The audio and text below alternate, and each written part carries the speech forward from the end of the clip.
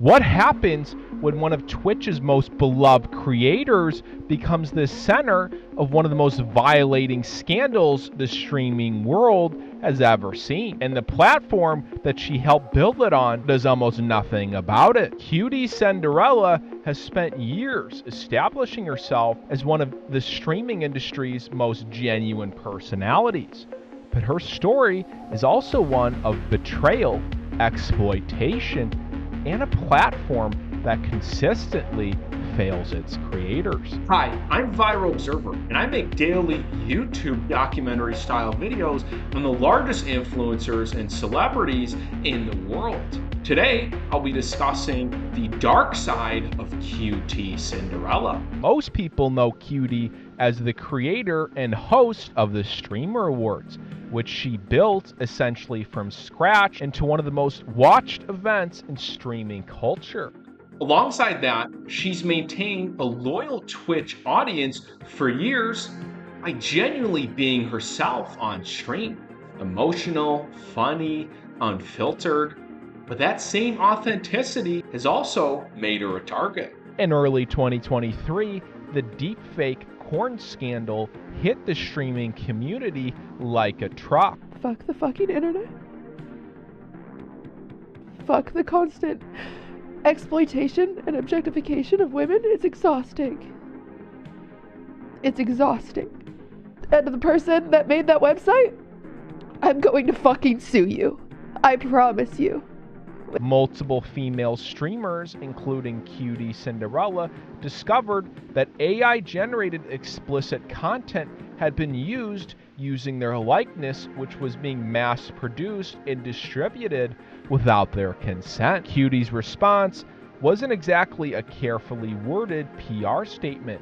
She went on stream and broke down completely. And honestly, that reaction did more for the conversation around non-consensual deepfake content than any policy memo ever could.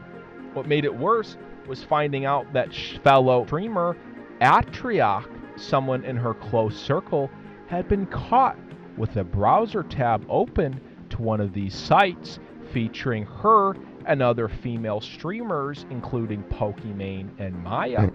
But I was on fucking Pornhub, dude. I was on a fucking regular ass normal fucking website, and there was an ad.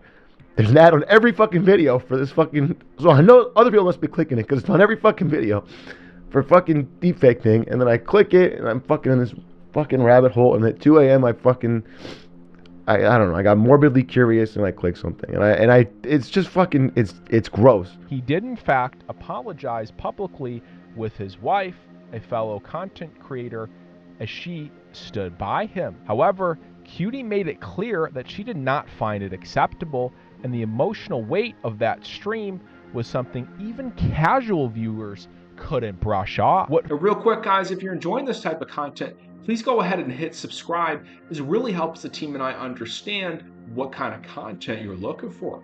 Anyways, back to the video. Followed revealed an uncomfortable truth about how streaming culture treats its women. The deepfake sites operating at the time essentially faced zero legal consequences. Twitch's response was widely criticized as insufficient, and the broader male-dominated creator community had largely moved on within weeks, while the women affected had to keep logging on and performing as if nothing had happened. But QT didn't stay quiet.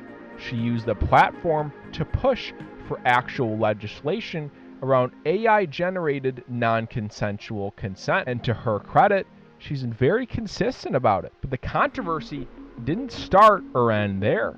QT's relationship with fellow streamer Ludwig has also been both a huge boost and liability to her public image. When Ludwig moved from Twitch to YouTube in a highly publicized deal, QT stayed behind, and the comparisons and speculation about their dynamic never really stopped. Beyond that, QT has been vocal about the emotional toll of streaming, touching on burnout and the parasocial pressure that comes with building an audience that feels entitled to access in your life. If you are a female streamer, you will get clips of you walking away from your desk, and they will be sexualized. No matter what you're wearing, no matter what's happening, they'll decide it's cool, And at one point, you could type in any female streamer on Reddit and put NSFW, and there would be a Reddit either editing deepfakes of them, tributes of them, all sorts of things against your will being completely sexualized because you're on the internet. In an industry that constantly demands more content, more hours,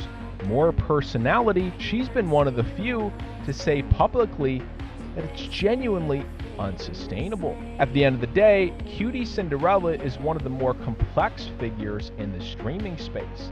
A genuine builder in an industry full of grifters, and also happens to be one of its most high-profile victims. If you want to hear more about the dark and disturbing corners of the internet, please go ahead and check out my video on the downfall of Neon, in which we discuss the streamers blackballing from the industry and the hatred that follows him. Anyways, peace out.